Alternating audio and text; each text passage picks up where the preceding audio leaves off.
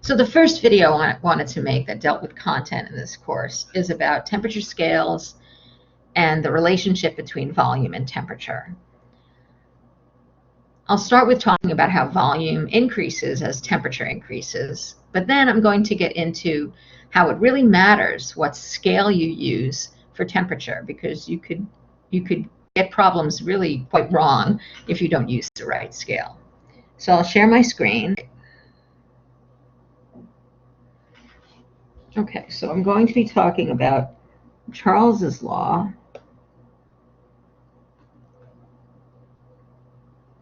and temperature scales.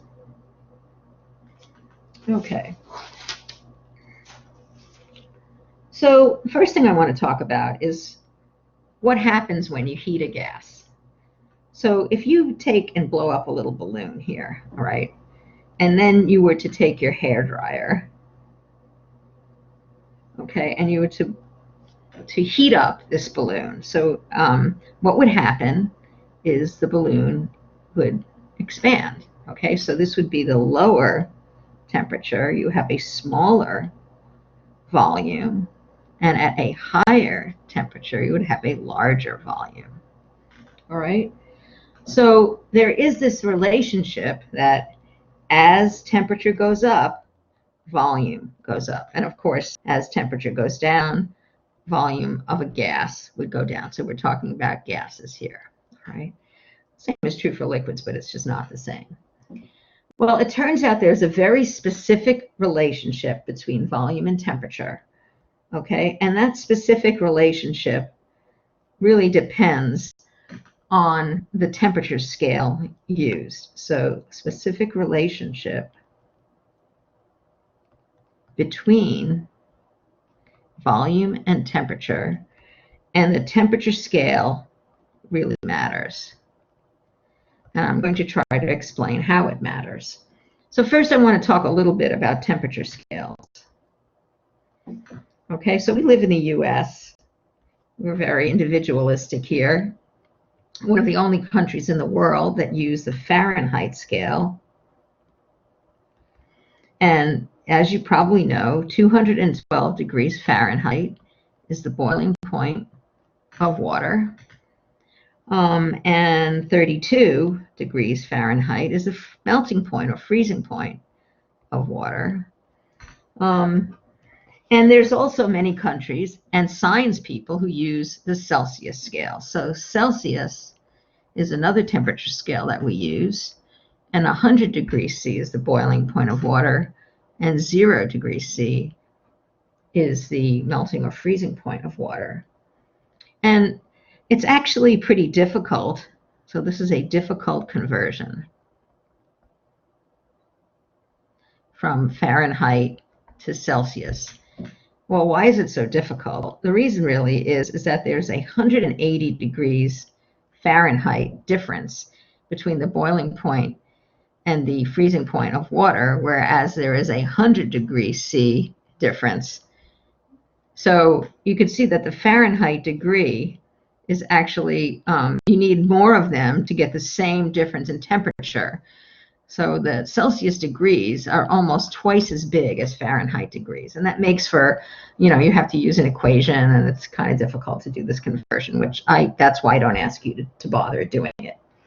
So Celsius is one of the scales that we use in science. But I'm going to talk to you about another scale that's used as well. But first, let's talk about what would happen. So what would happen if we take a gas and cool it, okay? And technically, we're supposed to keep the pressure constant, but I'm not going to emphasize that right now. And since volume increases as temperature increases, volume will decrease as temperature decreases. So if I draw a graph and I put my temperature in degrees C on the x-axis here, the t-axis, and here's volume here of the gas. I start with the gas, say over here, maybe it's 10 liters or something, and I cool that gas. The question is, what happens to the volume? So the volume goes down. And so I cooled it, went from there to there. If I cool it a little more, okay? What eventually is going to happen, so the volume is dropping. As I'm dropping the temperature, the volume is going down, okay? Eventually, every gas will turn to a liquid. Water will turn to a liquid at the boiling point, 100 degrees C, where the liquid becomes the stable form. Helium won't turn to liquid until about negative 268 degrees C. Okay, so if I plot this and I look at the equation here, what is the equation of this line? That's what I'm. So here's a line. What is the equation? And it turns out that this is a linear relationship. Okay, that the y is equal to mx plus b. That's the equation of a line. Here, the volume is the slope m times the temperature in degrees C plus b, the intercept. So we have a linear relationship here between the volume and the temperature in degrees C, and that's very nice. When we talk about Charles's law, you will learn that volume is proportional to temperature. That's what it says in the law. At constant pressure, volume is proportional to temperature. And I should write constant pressure here, but I'm not going to, like I say, emphasize that right now. So I would like to know, what does it mean to be proportional? So a proportion, when you see something, this funny symbol here meaning proportion, that tells you that volume is equal to some constant, 2 or 3 or 15,000 or whatever, multiplied by the temperature. Okay, so basically what it's saying is that the volume is equal to some, now let's call it m times t plus 0. So what proportional means is not just that you have a linear relationship like I showed you above, where you can have an intercept, but that intercept is actually 0. So this is a proportional relationship. Okay, so if degrees C is used, volume is not proportional to temperature. And the reason why is because it has this intercept over here. Here's your non-zero intercept at B, pesky B. Okay, so now I want to show you something even more interesting, actually. So if I go back and I draw another graph, and this is what we talked about, how if you decrease the volume, if you decrease the temperature, the volume will go down, and you keep doing it. Eventually, you'll get liquefaction. But what you can do is, even after the thing liquefies, you can kind of extrapolate and get to the bottom of this axis. Okay?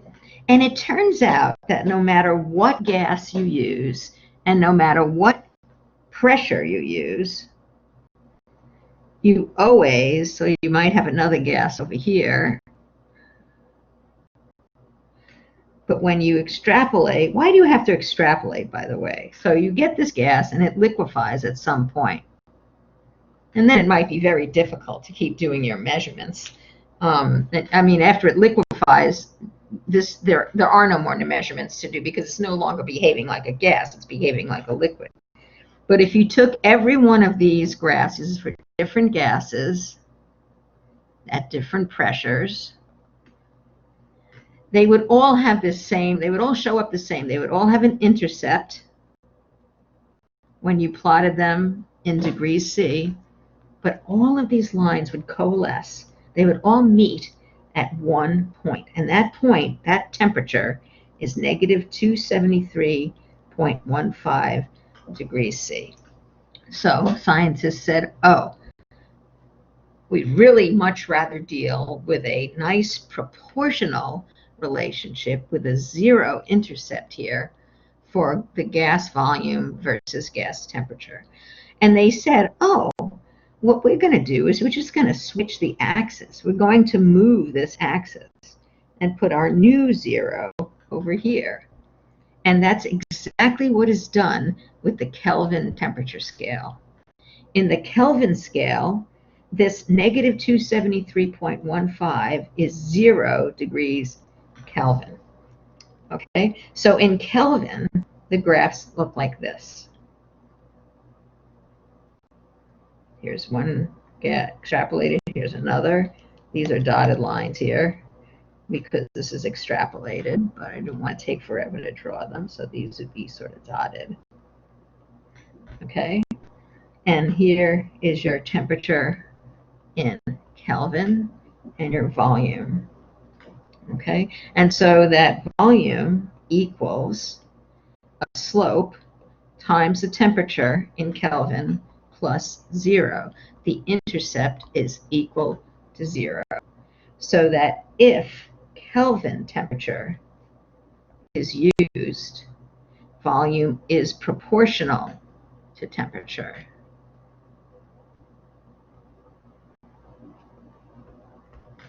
Okay, and how to convert back and forth? Very easy. So if you're going from degrees C to Kelvin, you add 273.15. If you're going from Kelvin to degrees C, you subtract 273.15. And that's how it works. So when you're doing problems for gases, problems, and actually many other situations in chemistry,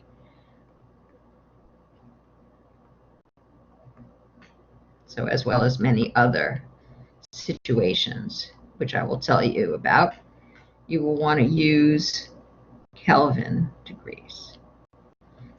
Okay, and that's all I have to tell you.